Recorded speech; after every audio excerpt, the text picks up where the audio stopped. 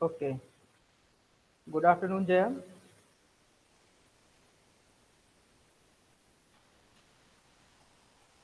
Class good afternoon sir. हम लोग class start करते हैं, ठीक। तो हम लोगों ने पिछली क्लास में पढ़ा था डिसीजन मेकिंग अंडर अनसर्टेनिटी, ठीक। और इस बार हम पढ़ेंगे decision making under criteria of risk, ठीक। आपकी चौथी यूनिट का नेक्स्ट टॉपिक है decision making under risk criteria. तो अगर आपको याद हो तो मैंने उसमें बताया था कि अनसर्टेनिटी में क्या होता है कि जो डिसीजन मेकर है उसके पास कोई भी इंफॉर्मेशन नहीं होती है स्टेट ऑफ नेचर के बारे में कि उसको कौन सा कोर्स ऑफ एक्शन सेलेक्ट करना है, ठीक है ना। तो उसके अंदर हमने डिफरेंट डिफरेंट क्राइटेरियाज का एनालिसिस किया था, जैसे कि मैक्सिमिन क्राइटेरिया, मैक्सिमैक्स क्राइटेरिया, रेग्रेट मतलब कि मिनीमैक्स क्राइटेरिया। इसके बाद हमने लाप्लास किया था, हर्विक्स वगैरह किया था। तो इस तरह के क्राइटेरिया हमने डिसीजन मेकिंग अंडर अनसर्टेनिटी में किया था। अब जब हम decision making under risk criteria पढ़ेंगे तो इसमें हम होते तो इसमें भी 4-5 हैं, लेकिन हम इसमें आपके सिलेबस के अकॉर्डिंग पढ़ेंगे केवल 2। कौन कौन से? एक है EMB और दूसरा है EOL। EMB कहलाता है आपका एक्सपेक्टेड मॉनेटरी वैल्यू, EMV ये कहलाता है आपका एक्सपेक्टेड मॉनेटरी वैल्यू।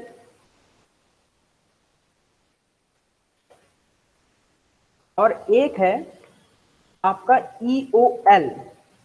EOL ये कहलाता है एक्सपेक्टेड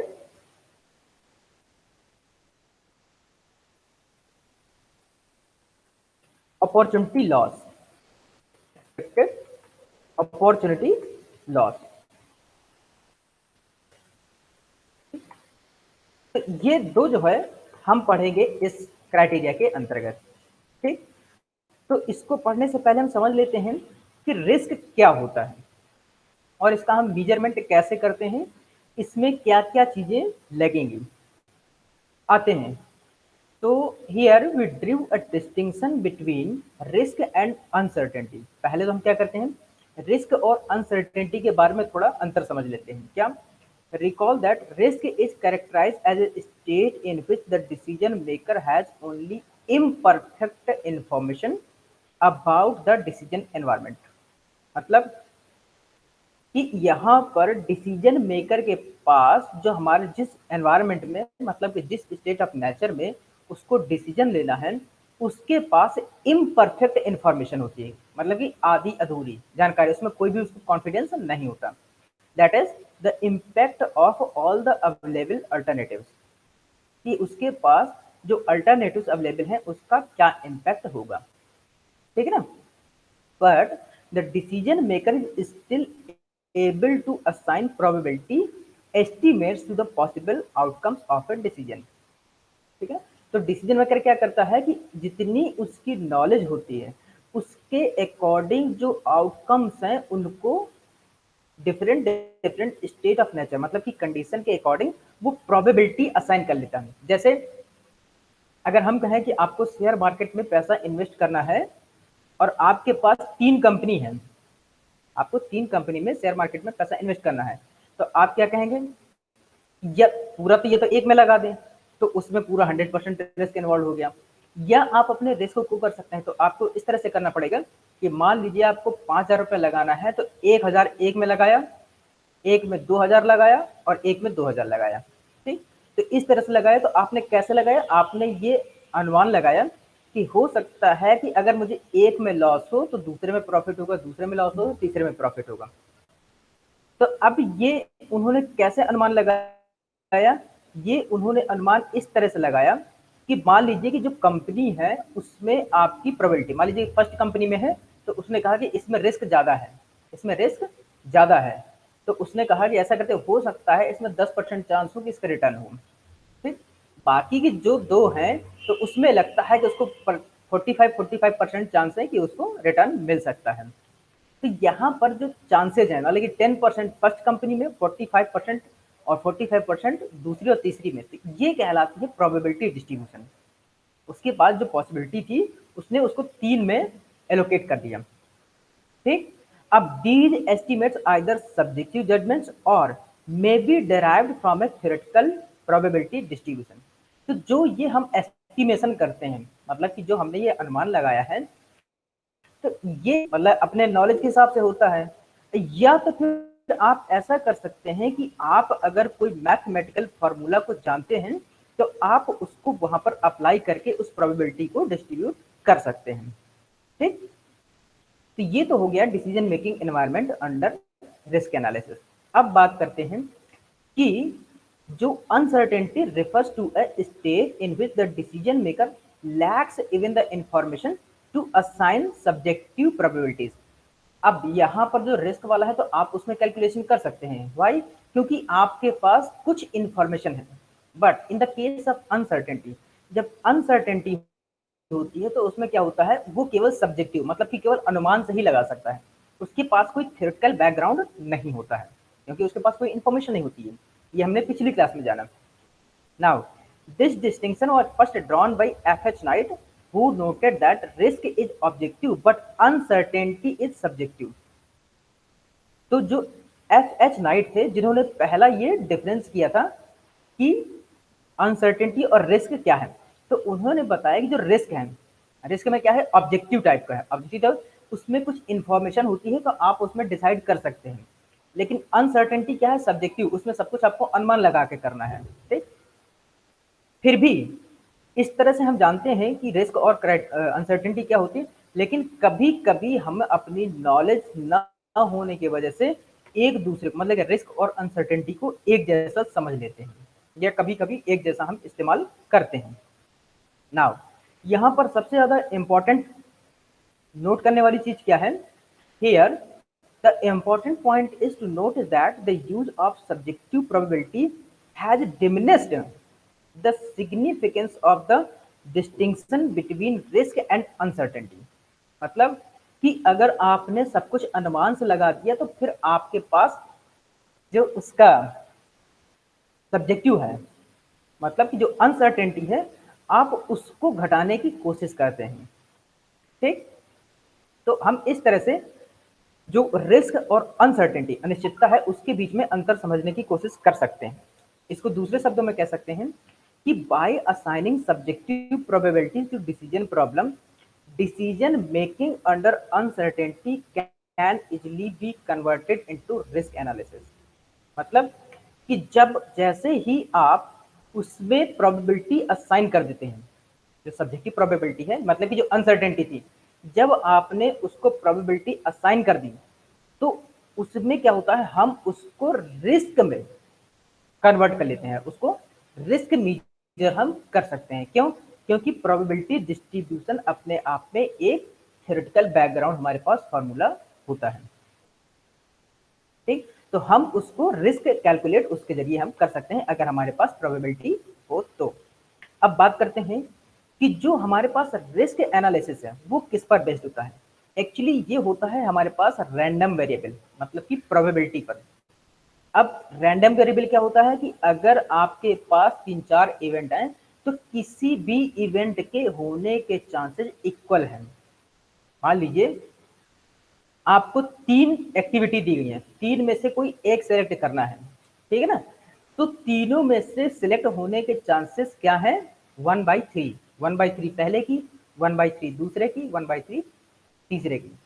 ठीक, तो जो इस तरह के वेरिएबल होते हैं उसको बोलते हैं random variable.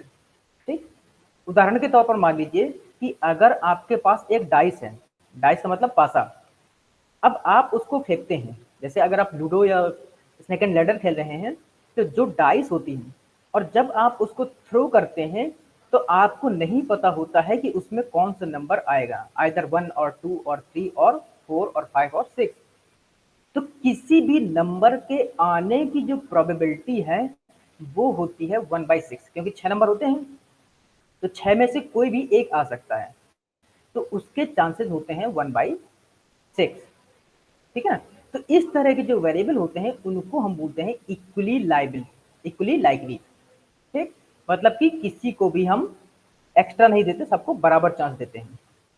Now for this reason it is necessary to look at the probability distribution of the random variable.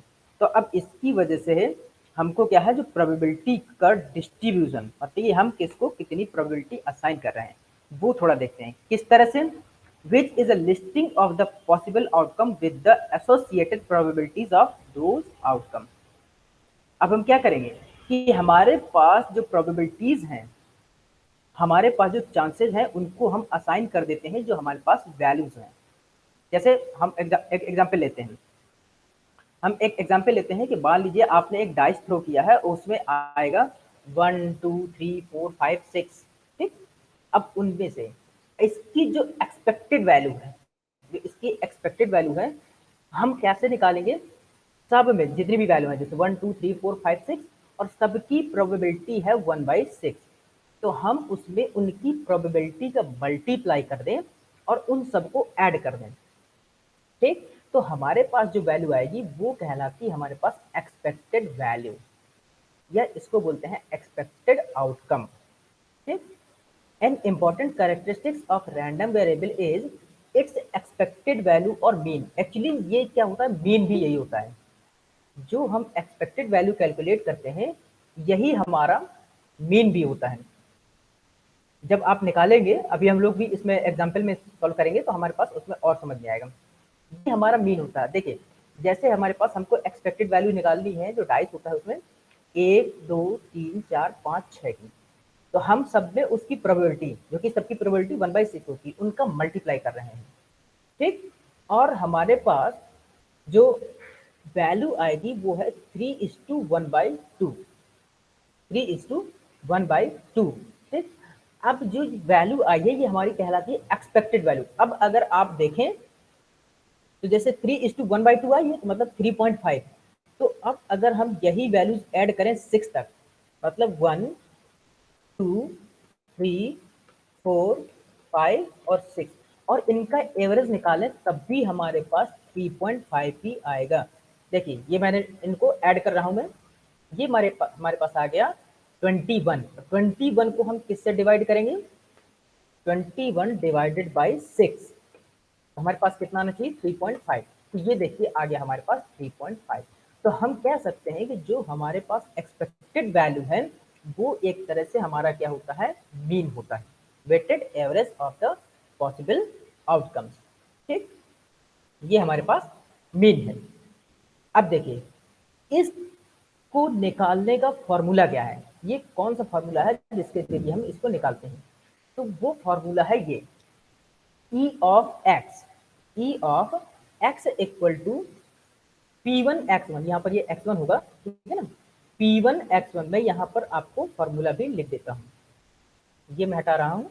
हमारे पास है E of x, E of x equal to P1 और x1 plus P2 and x2 plus, ऐसे ही dot dot करके हम कर लेंगे up to कहाँ तक, Pn(xn) तक। मतलब कि हमारे पास जितनी भी प्रोबेबिलिटीज और जितने भी पे ऑफ की वैल्यूज दी हुई हैं।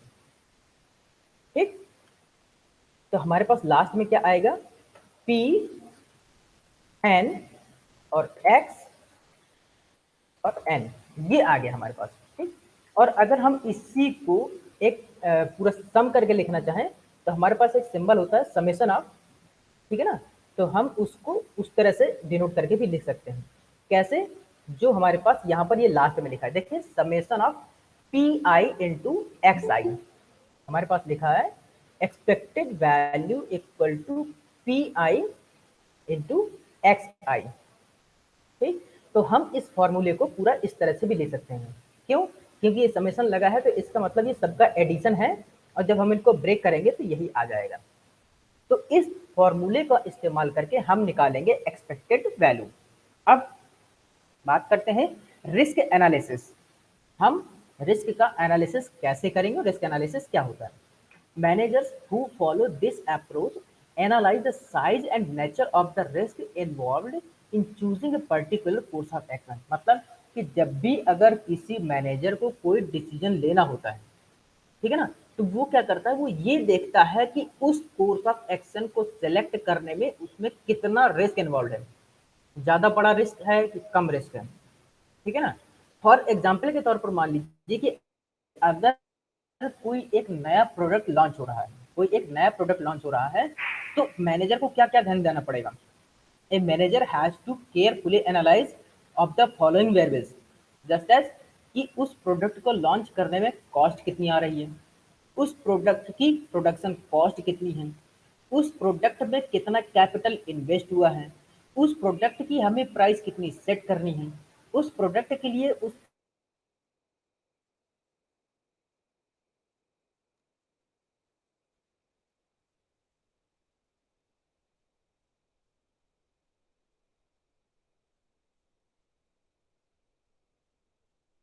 रिस्क एनालिसिस, हालांकि मैनेजर को इस तरह से रिस्क को एनालाइज करना होता है। ठीक, अब बात करते हैं इसके आगे, क्या कि हमारे पास इसको सॉल्व करने का प्रोसेस क्या है। तो सबसे पहले use the information you have to assign your beliefs, ठीक है ना, बिलीव्स मतलब course of action called subjective probability regarding each state of the nature, ठीक है ना। तो जैसे यहाँ पर P ऑफ S लिखा है, मतलब ये है स्टेट ऑफ नेचर। तो आपको क्या करना है कि जितने भी आपके पास इंफॉर्मेशन दी हुई है, आपको जितनी भी इंफॉर्मेशन दी हुई है, आप उसको एक पर्टिकुलर फॉर्म में लिख लेंगे। जैसे आपको स्टेट ऑफ नेचर दिया तो आप उसको लिख दीजिएगा S1 S2 S3, इस तरह से लिख लीजिए। कोर्स ऑफ एक्शन दिए हो तो उसको A1 A2 A3 मान लीजिए। फिर टेबल बना लीजिए उसमें कि उसका पे ऑफ कितना दिया हुआ है, ये सारा आप कर लीजिएगा। इसके बाद ईच एक्शन हैज ए पे of associated each of the state of nature, मतलब कि हर एक परिस्थिति के लिए, for every situation you have a particular पे ऑफ। मतलब कि मान लीजिए कि आपको जो पहली प्रोबेबिलिटी है कि जिसमें आपको ले रहे हैं 20% कंडीशन पर, और आपने उस एक्टिविटी को सिलेक्ट किया है 20% चांस पर, तो उसका पे ऑफ कितना होगा, 50 100 200 जितना भी हो, आप उसको एसोसिएट कर लीजिएगा। आपके पास टेबल अभी बना के हम दिखाएंगे तो उसमें सारा कुछ और आ जाएगा। Now we compute the expected पे off also called the return R for each action, that is R equal to sum of X A S and P S. यहाँ पर एक्स ए एस है आपका स्टेट ऑफ नेचर, ठीक है ना, x A S course of action और P S है state of nature, ठीक है ना। ये पी एस प्रोबेबिलिटी के साथ है, ठीक। तो आपको क्या करना है, जो एक्सपेक्टेड आपका रिटर्न है, एक्सपेक्टेड रिटर्न है, उसको आप प्रोबेबिलिटी और जो आपका पे ऑफ है उसके साथ मल्टीप्लाई करके निकाल लेना है और उसको सबको ऐड कर देना है। कौन से फॉर्मूले से, जो ये सबसे ऊपर ये वाला फॉर्मूला लिखा हुआ है, ठीक। अब फिर उसके बाद क्या करना है, फिर we accept the principle that we should minimize और मैक्सिमाइज द एक्सपेक्टेड पे ऑफ। अब हमको ये देखना है कि हमारा जो एक्सपेक्टेड पे ऑफ है वो मिनिमाइज का है या मैक्सिमाइज का है, ठीक। तो अगर मैक्सिमाइजेशन का केस है हमारे पास, तो हम उस तरह से ही डील करेंगे, मतलब कि हम जो सबसे मैक्सिमम क्वांटिटी होती है उसमें से घटाएंगे। और अगर हमारे पास मिनिमाइज का केस है तो हम फिर मिनिमाइज वाला ले लेंगे। मतलब मान लीजिए कि आपको प्रॉफिट निकालना है, तो डिफरेंट डिफरेंट एक्टिविटीज के अंदर प्रॉफिट कितना, तो मैक्सिमम वाला ले लेंगे। और अगर मिनिमम वाला है, आपको लॉस निकालना है, तो आप मिनिमम जो लॉस होगा वो मिनिमम वाली क्वांटिटी ले लेंगे, ठीक। तो ये तो हो गया प्रोसेस। अब हम इसको देखते हैं एक एग्जाम्पल के जरिए। एग्जाम्पल के जरिए कैसे, कि if the decision maker analyses the expected values of each of the action, he arrives at the decision to select the option which is having the highest expected। अब यहाँ पर सेल्स दिया हुआ है, सेल्स का मतलब उसको प्रॉफिट को मैक्सिमाइज करना है, ठीक है ना। देखिए ये पे ऑफ मैट्रिक्स दी हुई है, इसमें S1 S2 S3 S4 S5, ये क्या है, different different state of nature दी हुई है। ये क्या है, different different state of nature दी हुई है, ठीक। फिर यहाँ पर A1 A2 A3 A4 A5, ये हमारे पास कोर्स ऑफ एक्शन दिए हैं। ये डिफरेंट डिफरेंट कंडीशन में हमें कौन सा कोर्स ऑफ एक्शन सेलेक्ट करना है अपने सेल्स को मैक्सिमाइज करने के लिए। अब इसके लिए हमें क्या चाहिए, प्रोबेबिलिटी। तो हम यहाँ पर देख रहे हैं आगे ये प्रोबेबिलिटीज हमारी दी हुई हैं different different state of nature के लिए। तो अब हम क्या करते हैं, मैंने यहाँ पर इसको लिख लिया है और मैं इसको और सही से लिख लेता हूं और यहां पर लिख लेता हूं मैं प्रोबेबिलिटी। ठीक, इसकी प्रोबेबिलिटी क्या है यहाँ पर, पी ऑफ, मैंने लिख लिया मान लीजिए एक्स। ठीक है, पी ऑफ एक्स लिख लिया। तो देखिए प्रोबेबिलिटी कितनी है यहाँ पर, S1 की 0.13, S1 की 0.13, S2 की 0.25, S3 की 0.30, S4 की 0.22 और S5 की 0.10। ठीक, ये कुछ आपको थोड़ा सा मैं इसको बड़ा कर देता हूँ साइज, जिससे कि ये पॉइंट सारे क्लियर हो जाएं। ठीक, ये रही आपकी सारी प्रोबेबिलिटीज। ठीक, अब आपको क्या करना है, आपको निकालना है एक्सपेक्टेड वैल्यू। तो हर कोर्स ऑफ एक्शन के लिए आपको एक्सपेक्टेड वैल्यू निकालनी है। तो हम पहले कोर्स ऑफ एक्शन के लिए एक्सपेक्टेड पे ऑफ वैल्यू निकाल रहे हैं, कैसे, इक्वल टू, ठीक, 500 into 0.13 plus 500 into 0.25 plus 500 into 0.30 plus 500 into 0.22 plus 500 into 0.10। ठीक, तो इसका पहले का हमारे पास जो एक्सपेक्टेड आउटकम आएगा वो कितना आएगा, 500। ठीक है ना, मैं यहां पर इसको लिख लेता हूं कैपिटल ई और ब्रैकेट के अंदर एक्स। ठीक, ये रहा हमारे पास।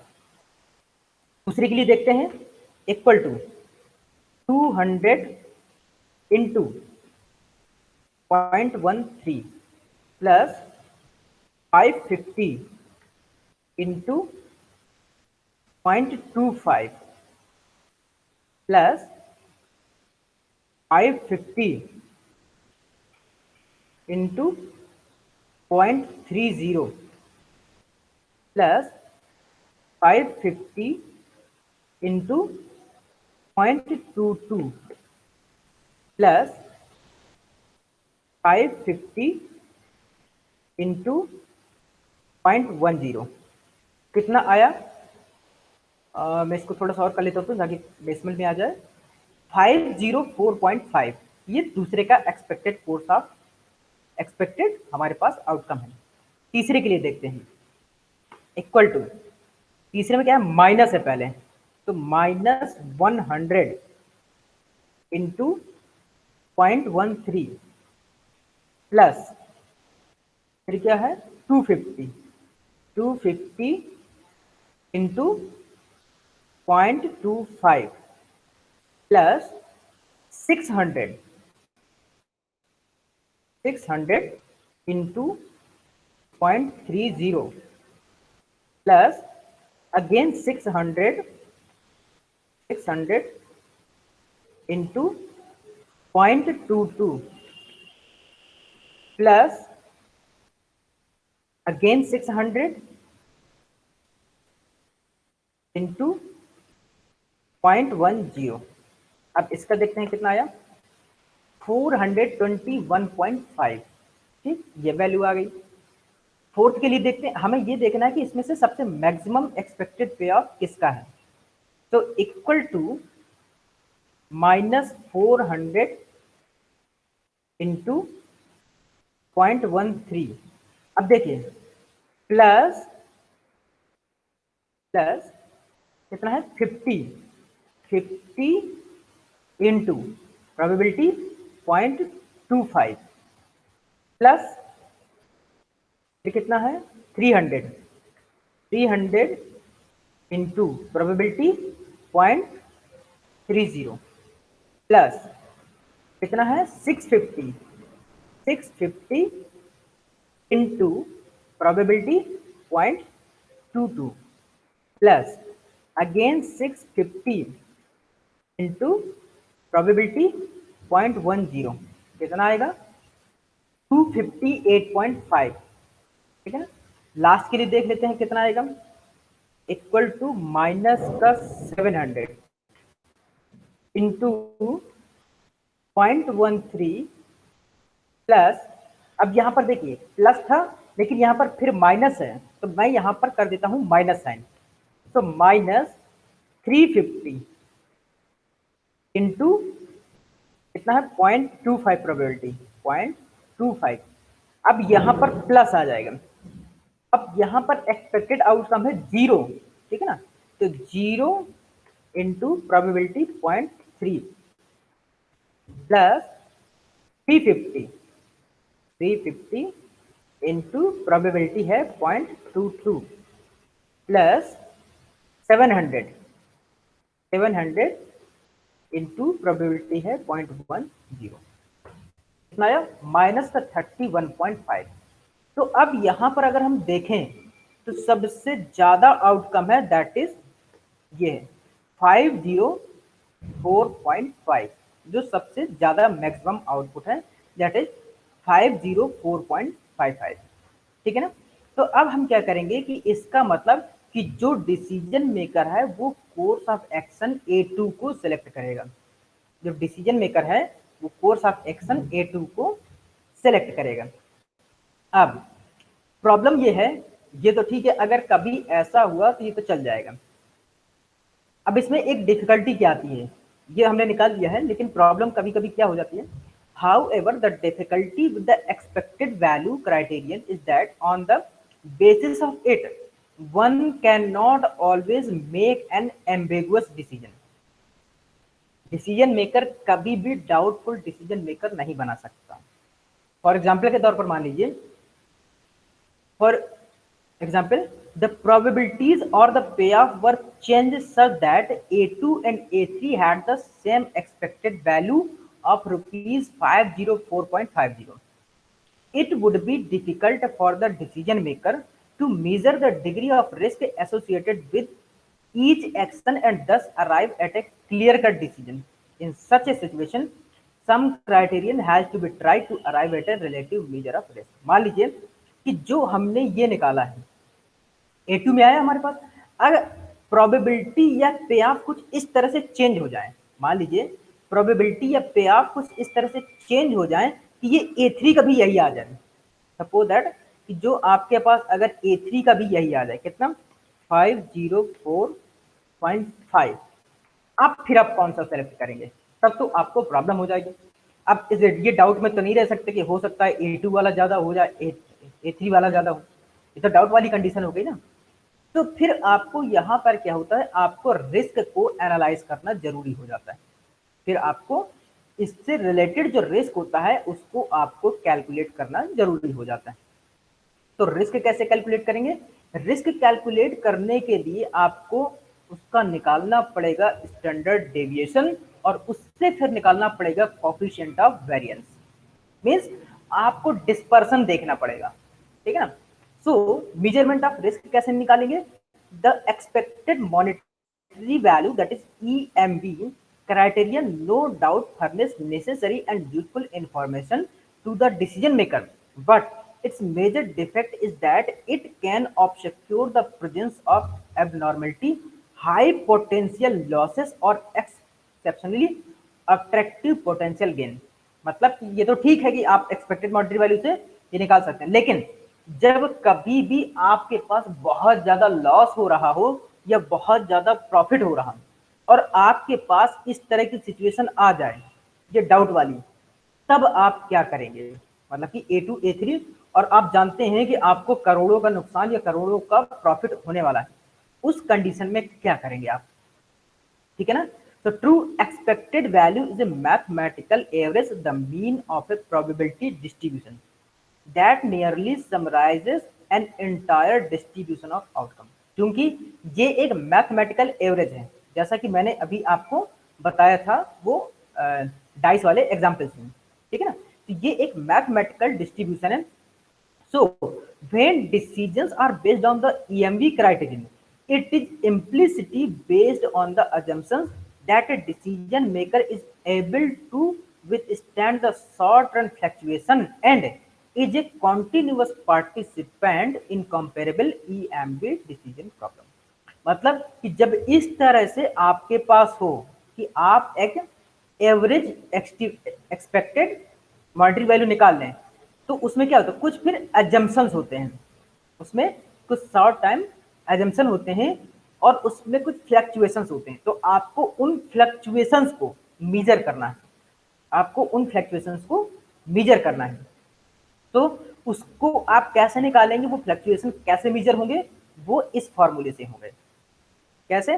दस even if the two alternatives have the same EMV, मान लीजिए कि कोई भी दो एक्सपेक्टेड मॉनिटरी वैल्यू सेम है, the decision maker would choose the option having the least dispersion.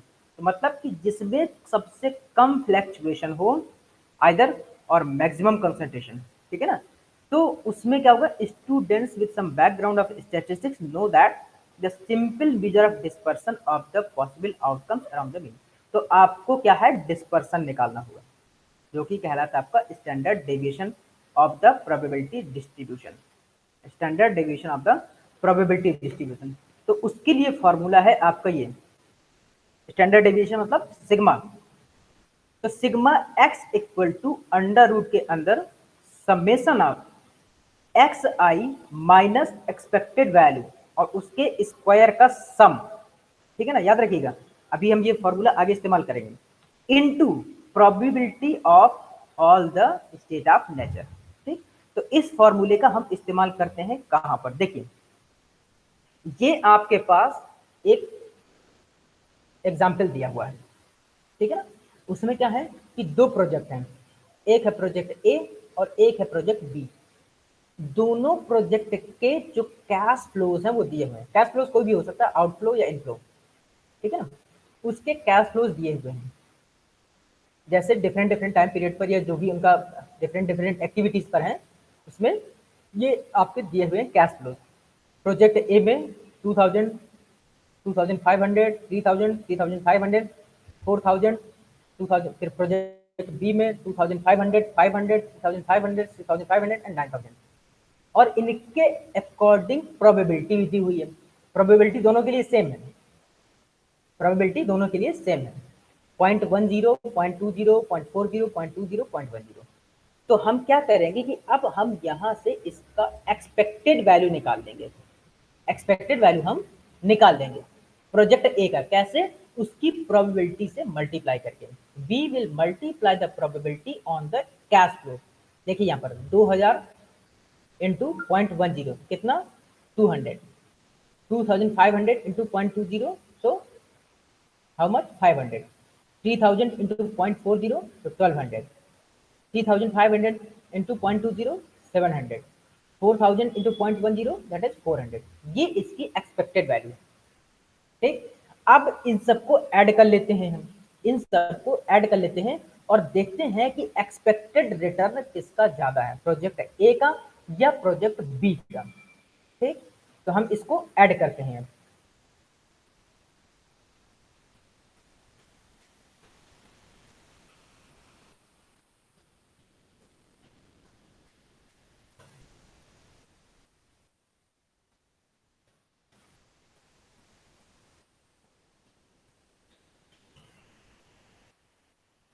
ये हो गया हमारे पास प्रोजेक्ट ए का एक्सपेक्टेड आउटकम। ठीक, प्रोजेक्ट बी का भी लिख लेते हैं।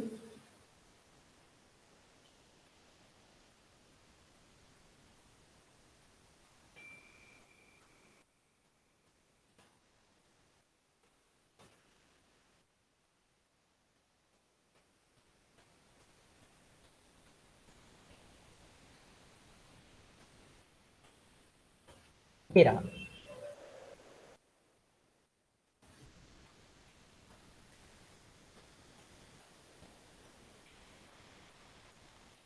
है ना। अब जो है हम इनका एक्सपेक्टेड आउटकम निकाल लेते हैं। तो ये पहले वाले का एक्सपेक्टेड आउटकम आया 3000, दूसरे वाले का एक्सपेक्टेड आउटकम आया 3950। ये हमारे पास एक्सपेक्टेड रिटर्न है। जो प्रोजेक्ट ए है वो रिटर्न दे रहा है हमें 3000 का, और जो प्रोजेक्ट बी है वो हमें रिटर्न दे रहा है 3950 का। ठीक, अब हमको क्या निकालना है, डिस्पर्सन। ठीक, तो डिस्पर्सन निकालने के लिए हम फॉर्मूले का इस्तेमाल करेंगे। एक्चुअली जो ये चीज है ये आपका क्या है, एवरेज, ये आपका एवरेज है। ठीक है, तो क्योंकि हमने पता था ना कि प्रोबेबिलिटी और पे आपका जो मल्टीप्लिकेशन है वो आपका एवरेज है। अब हम क्या करते हैं कि इसको कैलकुलेट करने के लिए हम यहाँ पर जो हमने उसके कैश फ्लो थे वो लिख लेते हैं जरा। हमारे पास इसके कैश फ्लो है ये 2000, 2500, 3000, 3500, 4000।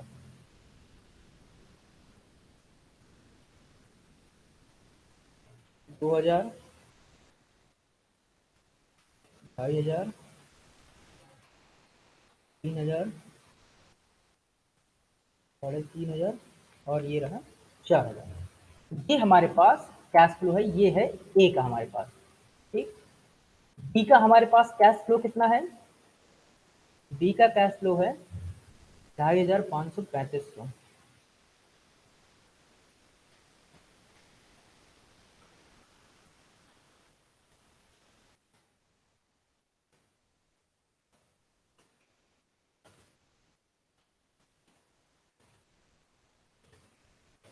ये रहे। ठीक, ये हमारे पास आउटफ्लोज हैं बी के, ये 65। अब हमें क्या करना है, अकॉर्डिंग टू द फॉर्मूला। हमारे पास फॉर्मूला कौन सा है, मेजरमेंट रिस्क का, ये हमें क्या करना है, माइनस एक्सपेक्टेड ई एक्स का होल स्क्वायर निकालना है। तो हमारे पास ई एक्स तो दोनों हमने निकाल लिए, इसके करस्पॉन्डिंग एक्स आई में से हम बता देते हैं। तो देखिए हम यहां पर निकाल रहे हैं x I minus E x आई, ये हम निकालेंगे दोनों के लिए, प्रोजेक्ट ए के लिए और प्रोजेक्ट बी के लिए। तो एक्सपेक्टेड इसका कितना निकला है हमारे पास 3000, और इसका कितना निकला 3950। तो हम इसमें निकाल रहे हैं। तो कैसे निकालेंगे, हमारे पास देखिए फॉर्मूले में दिया हुआ है x I minus 3000, x I minus 3000 मतलब कि 2000 माइनस 3000, तो कितना आएगा, माइनस का 1000। फॉर्मूले में देखिए ये हमारे पास x I minus expected x, अभी हम इसका बाद में स्क्वायर भी करेंगे। ठीक, अब हम क्या करते हैं,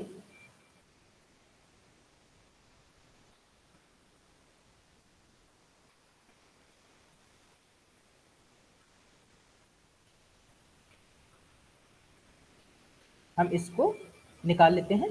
ठीक, ये आया हमारे पास माइनस का 1000, फिर 3000 माइनस वो 2500 माइनस का 3000, तो माइनस का 500,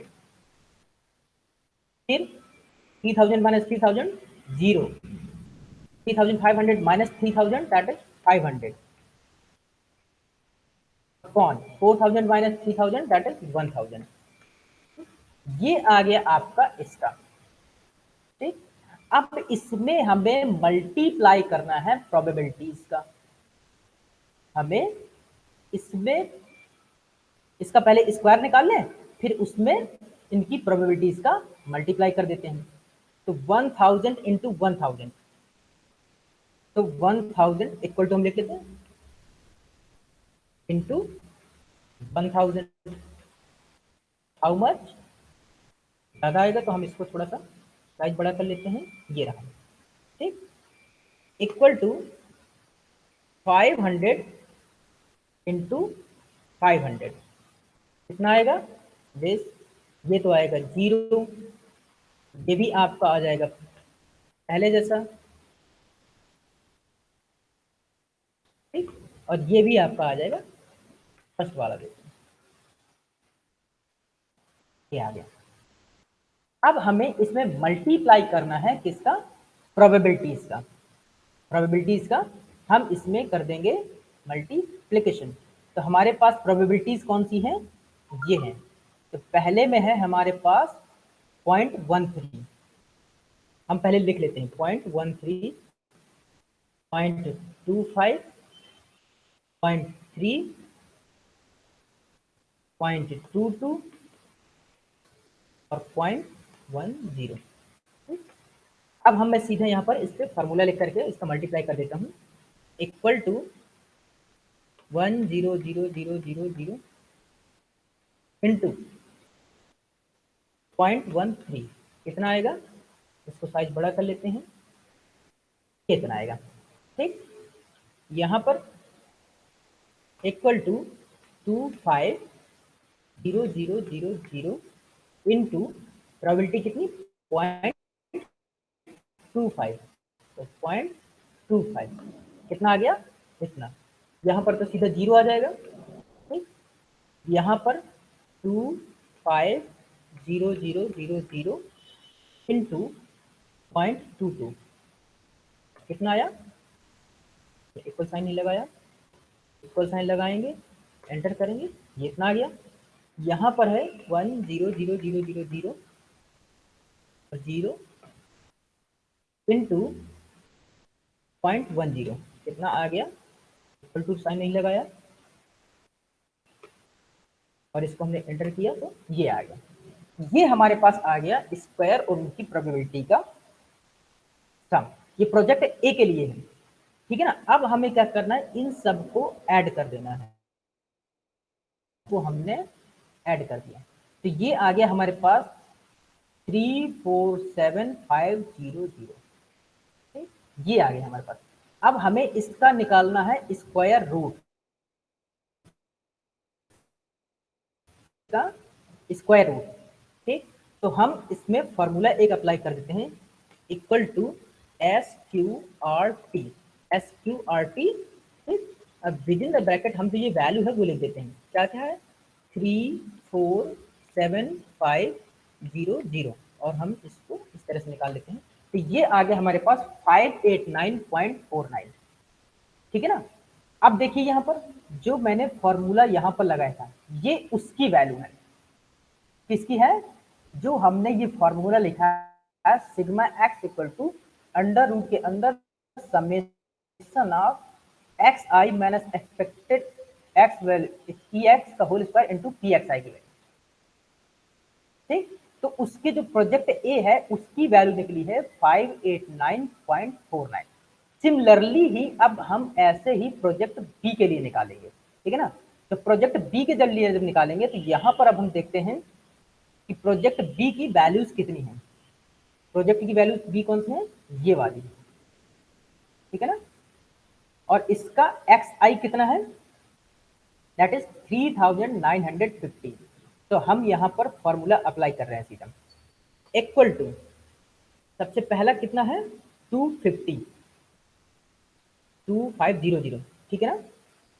2500 minus 3950, how much, that is minus का 1450, फिर 500, पहले तो इसके आगे माइनस लगा दें, इक्वल टू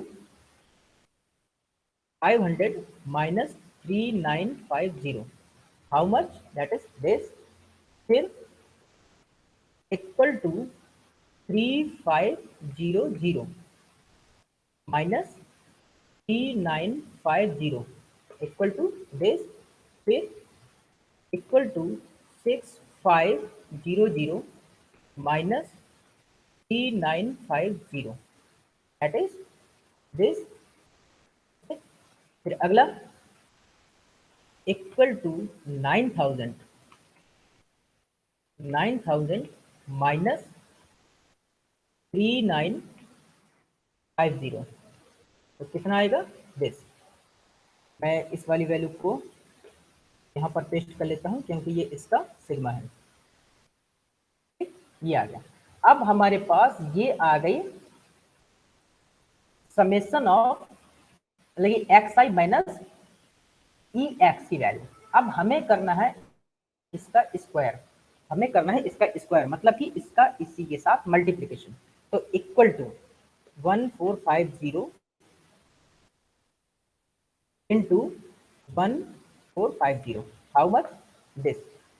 फिर यहाँ पर 3450 इक्वल टू साइन नहीं लगाया,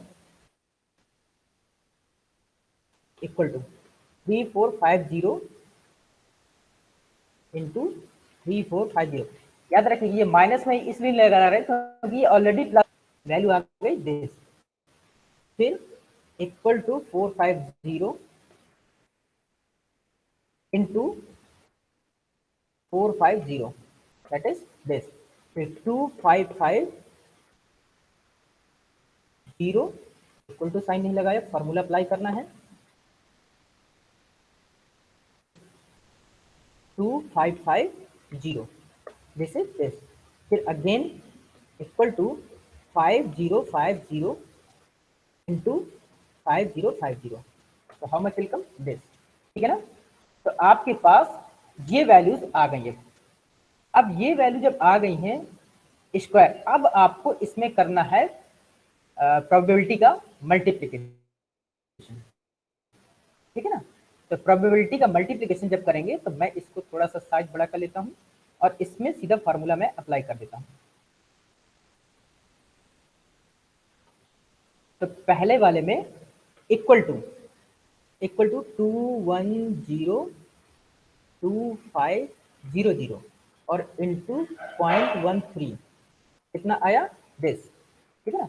दूसरे में इक्वल टू हमें करना है 11902500 इंटू 0.25, ठीक। तो ये मैंने कर दिया दिस। फिर सिमिलरली अब मुझे करना है इसमें, तो इक्वल टू ये आएगा 202500 इंटू प्रोबेबिलिटी कितनी है 0.3, तो ये आ गई। फिर आगे तो यहाँ पर है इक्वल टू 6502500 इंटू प्रोबेबिलिटी 0.22 कितना आया this. Next equal to 2550 into 0.1 कितना आया दिस। ये आ गया आपका, ठीक है। अब इन सब का हमें करना है सम। तो ये मैंने ऑटो सम का फॉर्मूला ये लगा दिया, ठीक। ये आ गया हमारे पास इसका सम, ठीक है ना। कंट्रोल इसका ये रहा, इसका ये रहा। अब ये तो हमारे पास आया है अंडर रूट के अंदर वैल्यू है, अंडर रूट के अंदर जो वैल्यू है वो ये है। हमें निकालना है क्या, इसका स्क्वायर रूट। अभी हमारे इसको स्क्वायर रूट निकालना है। तो मैं यहां पर लगा रहा हूं formula SQRT with in the bracket 72900500, ठीक। कितना आएगा दैट इज ये आया हमारे पास। अब देखिए इसमें कितना हाई डिग्री का रिस्क इन्वॉल्व है, इसमें कितना हाई डिग्री का रिस्क। ये आपके पास है वैल्यू किसकी, ये वैल्यू है आपकी स्टैंडर्ड डेविएशन की, मतलब सिग्मा। अब आपको निकालना है कॉफिशिएंट ऑफ वेरिएशन। तो कॉफिशिएंट ऑफ वेरिएशन कैसे निकालते हैं, जो आपके पास सिग्मा की वैल्यू आई है, ठीक है। तो मतलब इक्वल टू 589.491 डिवाइडेड बाई, क्या करते हैं हम इसमें से जो इसका मीन है उससे डिवाइड कर देते हैं, ठीक है ना। तो मतलब 3000, इसका 3000 का हमारे पास आ गया ये 0.1965। और यहां पर देखते हैं जरा हम, हमारे पास कितना था, इक्वल टू 2700.5 09259 डिवाइडेड बाय कितना था 3950 3950। ठीक, अब हम इससे इसको डिवाइड कर देते हैं। देखिए ये है आपका कोफिशिएंट ऑफ एरर। इसमें ये जो सीवी की वैल्यू है वो है 0.19 और इसमें है 0.68। मतलब कि जो प्रोजेक्ट बी है उसका रिटर्न कितना था 3950, लेकिन इसका जो रिस्क है 68% है। इसमें जो रिस्क इन्वॉल्व है वो है 68%। ठीक, और जो रिटर्न है आपका 3000, जो रिटर्न आपका 3000 है उसमें रिस्क कितना है आपका 19%। ठीक है ना, 19.65%, ये आपका रिस्क इन्वॉल्व है। तो इस तरह से जब भी कभी आपको अगर इक्वल वैल्यू वाली चीजें आ जाएं तो आप उनको रिस्क को इस तरह से कैलकुलेट करके अपने जो डिसीजन है वो बना सकते हैं। ठीक, तो ये रहा आपका ईएमवी रिस्क का मेजरमेंट। ठीक, अब बात करते हैं आपका एक्सपेक्टेड अपॉर्चुनिटी लॉस का। तो एक्सपेक्टेड अपॉर्चुनिटी लॉस क्या होती है कि इसमें आपको अपने लॉस को मिनिमाइज करना होता है। लॉस को मिनिमाइज करने का मतलब ना, अगर आपने कभी कॉस्ट या कुछ ऐसी चीजें डिसीजन ले लिए हैं तो आपको उसमें से उन डिसीजन को मैनेज करने के लिए आपको अपने लॉस को मिनिमाइज करना है, तो उसमें कौन सा कोर्स ऑफ एक्शन सेलेक्ट करेंगे। सिमिलर यही प्रोसेस है जैसे हमने निकाला है, बस इसमें थोड़ा सा चेंज है, बाकी और ज्यादा अंतर नहीं। So this criteria suggests the course of action which minimize our expected opportunity loss. Okay, the steps involved in the procedure of this criteria are the same as in the expected monetary value। मतलब कि जैसे EMV में थे वैसे ही इसमें है। Now, criterion accept that instead of dealing with pay off values, here we deal with opportunity loss values। Okay, मतलब कि हम वहां पर किसमें एक्सपेक्टेड वैल्यू पर डील करते थे, यहाँ पर हम एक्सपेक्टेड जो हमारे पास अपॉर्चुनिटी लॉस वैल्यू है उस पर डील करेंगे। तो स्टेप फर्स्ट वही पहला, आप जो है टेबल बना लीजिए। अगर आपके पास टेबल नहीं है तो if the payoff table और payoff matrix is already given then step 1 is not needed. Otherwise we first define the course of action, state of nature and then obtain the payoff table. वही हमें पे of table बनानी है। ठीक, we also add one more column indicating the probabilities of different states of nature। ठीक, तो हम इसको जो है डिफरेंट स्टेट्स ऑफ नेचर के तहत प्रोबेबिलिटीज असाइन कर देंगे। इसके बाद नेक्स्ट स्टेप कहलाता है we obtain the opportunity loss. हमें अपॉर्चुनिटी लॉस निकालनी है। अपॉर्चुनिटी लॉस कैसे निकालेंगे, जो हमारे पास पे ऑफ वैल्यू है उसमें दो तरीके से निकाल सकते हैं। कैसे, अगर आपका मैक्सिमाइजेशन का केस है, अगर आपका मैक्सिमाइजेशन का केस है तो all pay off values corresponding to each state of nature from their respective maximum pay off values in case of profit और गेन। मगर मतलब कि अगर आप प्रॉफिट और गेन निकाल रहे हैं तो उसमें से जो स्टेट ऑफ नेचर दिए हैं डिफरेंट डिफरेंट कंडीशन में, उसमें से आपको मैक्सिमम में से सबको पूरे पे ऑफ को घटा देना है, row wise, state of nature wise. ठीक है ना, और अगर आपको लॉस निकालनी है, कॉस्ट निकालनी है, मिनिमाइज का फंक्शन है, तो फिर आप उसमें से जो मिनिमम वैल्यू है उसको घटा देंगे उस करस्पॉन्डिंग स्टेट्स ऑफ नेचर के रिगार्डिंग। ठीक, अभी इसको एग्जांपल में देखते हैं। फिर next we obtain the expected opportunity loss. फिर वही सिमिलर प्रोबेबिलिटी के साथ उसका मल्टीप्लाई करेंगे और उनका हर कोर्स ऑफ एक्शन के लिए हम सम निकाल लेंगे। फिर हम अगर लॉस वाला केस है तो हम उसमें से मिनिमम को सिलेक्ट करेंगे, और अगर प्रॉफिट वाला केस है तो हम उसमें से मैक्सिमम को सिलेक्ट करेंगे। ये हमारा फाइनल स्टेप है। ठीक, एग्जाम्पल देख लेते हैं। A company has decided to buy an equipment for its power house station. एक कंपनी जो है अपने पावर हाउस स्टेशन के लिए एक इक्विपमेंट खरीदना चाहती है। Station located in a remote area, जो पावर हाउस है वो रिमोट एरिया में है। But this equipment contains an expensive part. लेकिन जो इक्विपमेंट खरीदना है उसमें एक बहुत ही महंगा पार्ट लगा है, which is subject to random failure, जो कभी भी फेल हो सकता है। Which is subject to random failure. The failure data of the same part on the basis of the experience of other users is given in table. जो उसके fail होने के चांसेस या जो पास्ट रिकॉर्ड है उसके हिसाब से उसमें दिया हुआ है। और फिर उसके बाद अगला भी कुछ दिया हुआ है, देख लेते हैं क्या दिया हुआ है। देखिए, number of failure, number of failure क्या है कि 0 बार फेल होने के चांसेस हैं उसका 70%, एक बार फेल होने के चांसेस उसका 20%, 2 बार फेल होने के चांसेस हैं उसका 10%, और 3 या उससे ज्यादा बार फेल होने के चांसेस हैं 0%। ठीक। अब if the company purchases spares for of this part at the time of purchasing the equipment its cost ₹6000 per unit। अब याद रखिएगा, अगर कंपनी जब स्पेयर खरीदती है, अगर उसी समय इस इक्विपमेंट को खरीद लेती है, तब इसकी कॉस्ट पड़ती है ₹6000 per unit. But if it is ordered after the failure of the part during its operation that including the cost of down, अगर ये चलते चलते कभी फेल हो गया, मतलब कि कभी आप ऑपरेशन में है मशीन और उसके बाद वो फेल हो गया, तो जो उसकी टोटल कॉस्ट मतलब कि डाउन टाइम और इक्विपमेंट सब पूरा मिला करके वो पड़ेगा आपका 30,000 का। Now assume that there is no scrap value, और उसके बाद जो खराब होगा पार्ट उसकी तो कोई वैल्यू खत्म ही होगा, स्क्रैप वैल्यू कोई नहीं है। On the basis of this information, what is the optimal course of action using the EOL criterion? अभी कुछ और भी है, देख लीजिए। पे of table for the data of example. अब जो हमारे पास इंफॉर्मेशन है उसके लिए पे ऑफ टेबल किस तरह से है वो ये दी हुई है। कैसे? 3 स्टेट ऑफ नेचर हैं और 3 हमारे पास कोर्स ऑफ एक्शन है, ठीक है ना, 70%, 20% और 1%।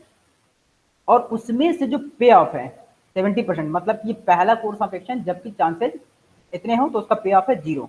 दूसरा course of action first start of nature, मतलब कौन सा है, 0 बार फेल होने के लिए, उसका है 6000, क्योंकि वो अगर शुरू में खरीद लेते हैं तो उसकी कॉस्ट 6000 आती थी, ठीक है। अगर तीसरा कोर्स ऑफ एक्शन सेलेक्ट करते हैं तो उसके लिए कॉस्ट है उसकी 12000। ठीक। अब जो अगला है उसके लिए पहले कोर्स ऑफ एक्शन के लिए दूसरा second of state of nature 30,000, 6,000, 12,000, फिर सिमिलरली 60,000, 36,000 और 12,000। ये हमारे पास पे ऑफ टेबल दी हुई है, ठीक है ना। अब हमको EOL क्राइटेरिया यूज करना है और ऑप्टिमम कोर्स ऑफ एक्शन को सिलेक्ट करना है। तो पहला स्टेप क्या कहता है, we have already obtain the payoff table. हमारे पास ऑलरेडी पे ऑफ टेबल है which includes a column indicating the probabilities of different states of nature, जिसमें से कि हमारे पास प्रोबेबिलिटीज दी हुई है different different states of nature के लिए, ठीक है। तो हमें पहला स्टेप छोड़कर अगले पे चलते हैं। Now in second step, in this step we obtain the opportunity loss value और रिग्रेट वैल्यूज और कंडीशन अपॉर्चुनिटी लॉस वैल्यू, ये इनको कुछ भी बोलते हैं, ठीक है ना। आप चाहे कह लीजिए अपॉर्चुनिटी लॉस या रिग्रेट वैल्यू या कंडीशनल अपॉर्चुनिटी लॉस वैल्यू, ठीक। हर स्टेट ऑफ नेचर के लिए हम इसको निकाल लेते हैं। कैसे? क्योंकि हम अपनी कॉस्ट को मिनिमाइज कर रहे हैं, हम अपनी कॉस्ट को मिनिमाइज कर रहे हैं, तो हम क्या करेंगे, हर स्टेट्स ऑफ नेचर में जो मिनिमम वैल्यू है उसको सिलेक्ट करेंगे और उसके करस्पॉन्डिंग जो जितने भी पे ऑफ वैल्यूज हैं हम उसमें से घटा देंगे, ठीक है ना। देखिए, पहले वाले में वैल्यू 0, 6,000, 12,000, तो सबसे कम वैल्यू है 0 की, सबसे कम वैल्यू 0। तो पहले वाले में से, पहले स्टेट ऑफ नेचर N1 में 0 हम पूरे में से घटा देंगे, तो 0 माइनस 0, 6,000 माइनस 0, 12,000 माइनस 0, ठीक। जो दूसरा स्टेट ऑफ नेचर है उसमें सबसे कम वैल्यू है 6,000, 6,000। तो इस 6,000 को हम सेकेंड स्टेट ऑफ नेचर के सारे पे ऑफ में से हटा देंगे, मतलब कि 6,000। सिमिलरली जो तीसरा स्टेट ऑफ नेचर है उसमें जो सबसे कम वैल्यू है दैट इज 12,000, तो इसको भी हम सारे पे ऑफ में से घटा देंगे थर्ड स्टेट ऑफ नेचर की। तो 60,000 माइनस 12,000, 36,000 माइनस 12,000 एंड 12,000 माइनस 12,000। तो देखिए जो वो ये रही आपकी, ठीक। अब हमें क्या करना है कि इसमें से different different course of action है, इनमें से हम हर स्टेट ऑफ नेचर में से प्रोबेबिलिटी कर देंगे, मतलब कि 0 इंटू 0.70, 24 के मैंने हर कोर्स ऑफ एक्शन के लिए अलग अलग निकाल लिया। 0.70 into 0 plus 0.20 into plus 0.10 into 48,000। तो इन सबको जब हम कैलकुलेट करेंगे तो इसकी वैल्यू 600, वैल्यू आएगी 6,600 and so on. Similarly, for the third course of action, the value is 9,600. निकालना था कॉस्ट। कॉमन लॉस हमारा किसमें हो रहा है? सेकंड कोर्स ऑफ एक्शन में। हमारे पास जो सेकंड कोर्स ऑफ एक्शन है उसमें हमारा सबसे मिनिमम लॉस है। देखिए चौथे स्टेप में we select the minimum the expected opportunity loss values obtained in step 3। कौन सी आई थी? वह क्या सिलेक्ट करना है? Minimum of 9,600, 6,600 and 9,600। इन तीनों का minimum that is equal to 6,600। So this corresponds to the course of action A2. Hence, the suggestion of the decision maker to the company under EOL criteria is that the company should buy one spare part of the equipment to minimize the cost. इसका मतलब कि उसको उस equip part को खरीद लेना चाहिए उसको अपनी कॉस्ट को मिनिमाइज करने के लिए। ठीक, तो इस तरह से उसको सेकंड कोर्स ऑफ एक्शन ये फॉलो करना चाहिए। ठीक, तो ये रहा आपका EOL क्राइटेरिया। तो इस तरह से आपका ये टॉपिक कवर हो गया है। अब अगर किसी को कोई क्वेरी हो तो पूछ सकता है।